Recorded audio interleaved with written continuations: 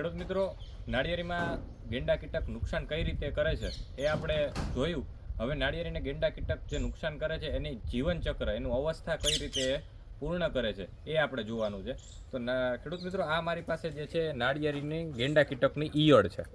હવે આ ઈયળ એનું જીવનચક્ર કઈ રીતે શરૂઆત કરે છે એ આપણે જોવાનું છે. તો આપણા બાગ બગીચામાં જે ખાતર હોય છે, એ ખાતર જો સડેલું હોય, ખાતરનો ઢગલો હોય તો એ ખાતરમાં આનો વસવાટ હોય છે.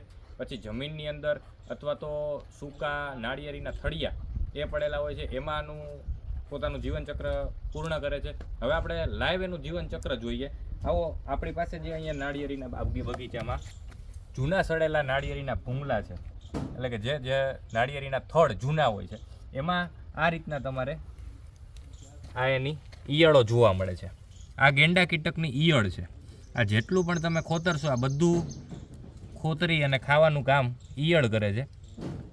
આ જો એટલી ઈયળો તમને આમાં જોવા મળશે. આ ઈયળની અવસ્થા 8 થી 10 દિવસની અથવા 10 થી 12 દિવસની હોય છે. 10 થી 12 દિવસ આ ઈયળ પોતાનો ખોરાક આ ખાતર અથવા કોઈ પણ નાળિયેરીના જૂના થડ એમાંથી પોતાનો ખોરાક મેળવે છે.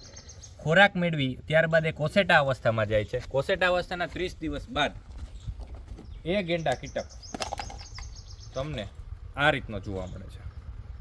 આ ગેંડા કીટક છે રાઇનોસિયસ બીટલ, જેને ઉપરના ભાગ ઉપર શીંગડું હોય છે, જેના કારણે આને સાયન્ટિફિક એટલે કે વૈજ્ઞાનિક ભાષામાં રાઇનોસિયસ બીટલ કહેવામાં આવે છે. આ રાઇનોસિયસ બીટલ પોતાનું કામ નાળિયેરીમાં કઈ રીતે કરે છે એ આપણે જોઈ લીધેલું છે. નુકસાન કઈ રીતે કરે છે એ પણ આપણે જોયું છે. હવે આ અવસ્થા જે છે એ તમે લાઈવ અહીંયા પણ જોઈ શકો છો કે આ જે નુકસાન કરે છે ઈયળ, એ ઈયળ અહીંયા જમીનમાં પોતે ખાડો ગાળી દે છે અને પોતે જમીનની અંદર જતી રહે છે અને પોતાની 10 થી 12 દિવસની અવસ્થા પૂર્ણ કરી એ બાદ પૂપામાં આવે. તો પૂપા સ્ટેજ 30 દિવસે એ પૂપા કેવું દેખાય એ તમારી સમક્ષ અત્યારે છે. આ એનું પૂપા સ્ટેજ છે. એટલે કે આ ઈયળ જે છે એ ઈયળમાંથી 30 દિવસ બાદ આવી રીતે પોતાની કાચલી કાઢી પૂપા તૈયાર થાય છે. અને પૂપા બાદ આ રીતનો ગેંડા જેવો શીંગડું કાઢેલો તમને રાઇનોસિયસ બીટલ એટલે કે ગેંડા કીટક કંઈક આ રીતનો કાળા કલરનો દેખાય છે. હવે આ હતી આખી એની લાઈફ સાયકલ. આ ગેંડા કીટક 4 થી 9 મહિના સુધી જીવિત રહે છે. હવે ખાસ ખેડૂત મિત્રો, આપણે એનું નિયંત્રણ જોવાનું છે કે આ એડલ્ટ છે, આ જે ગેંડા કીટક છે, એનું નિયંત્રણ કઈ રીતે કરશું. તો આનું નિયંત્રણ છે એ ખૂબ અઘરું છે ખેડૂત મિત્રો. આ જો એકવાર ગેંડા કીટક નાળિયેરીમાં પ્રવેશી ગયો પછી એ જે જગ્યાએથી એનું પહેલાં મોનિટરિંગ કરવું પડે કે કેટલી જગ્યામાં કેટલી નાળિયેરીમાં એણે નુકસાન કર્યું છે.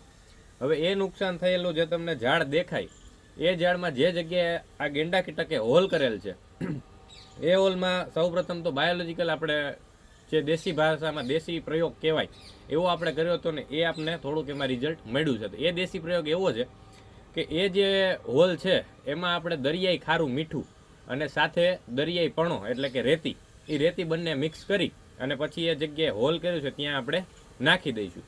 એનું કારણ એ છે કે એ જે જગ્યાએથી હવે બીજી વખત જે કીડો પ્રવેશવાનો હોય તો એ જગ્યા પર આ રેતી અને દરિયાઈ મીઠું બંને વસ્તુ આવી જાય એટલે અંદર પ્રવેશી શકતો નથી. અને કદાચ જો અંદર પ્રવેશે તો એક દરિયાઈ મીઠાની ખારાશને લીધે એને પાન મીઠું નહીં લાગે અને એ અંદર નુકસાન કરવા નહીં જઈ શકે.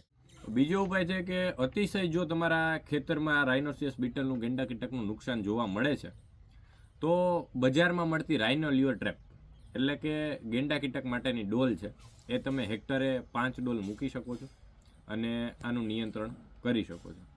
ત્યારબાદ છે આ યુવી લાઇટ ટ્રેપ છે, જે રાઇનોસિયસ બીટલ માટે ખાસ ઉપયોગી છે. હવે આ યુવી લાઇટ ટ્રેપ એ રાઇનોસિયસ બીટલ ગેંડા કીટકને આકર્ષિત કરે છે. આ ટ્રેમાં આપણે ક્લોરોપાયરીફોસ અથવા તો મોનોકોટોફોસ કોઈ પણ એક ઇન્સેક્ટિસાઇડ છે એ 5 ml સોલ્યુશન આમાં નાખી દેવાનું હોય છે. નાખી અને ત્યારબાદ જે કીટકો આકર્ષશે, આ એડલ્ટ જે આકર્ષશે એ બધા લાઇટથી અહીંયા આવી જશે અને આમાં ડિઝોલ્વ છે આપણે સોલ્યુશન બનાવ્યું છે એમાં પડીને મરી જશે. આ રીતે પણ તમે એનું નુકસાન અટકાવી શકો છો. તો ખેડૂત મિત્રો, આ તો રાઇનોસિયસ બીટલ એટલે કે ગેંડા કીટકની આખી લાઈફ સાયકલ, એનું નુકસાન અને એનું નિયંત્રણ.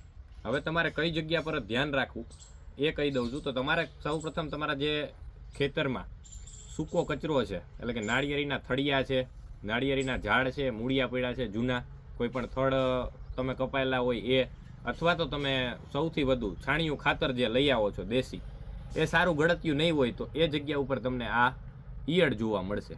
હવે આ ઈયળને જ સર્વપ્રથમ આપણે જો નિયંત્રણમાં લાવી દઈએ તો આ ગેંડા કીટક સુધી એ પહોંચશે જ નહીં. એટલે સર્વપ્રથમ કોઈ પણ ઓવિસાઇડ અથવા કોઈ ઈયળ નાશક હોય એ દવા તમારે છંટકાવ કરી દેવો જોઈએ, અથવા તો તમારે મિકેનિકલી આને ગોતી અને એક જગ્યાએ ઢગલો કરી અને એને નાશ કરવો જોઈએ, સળગાવી દેવું જોઈએ.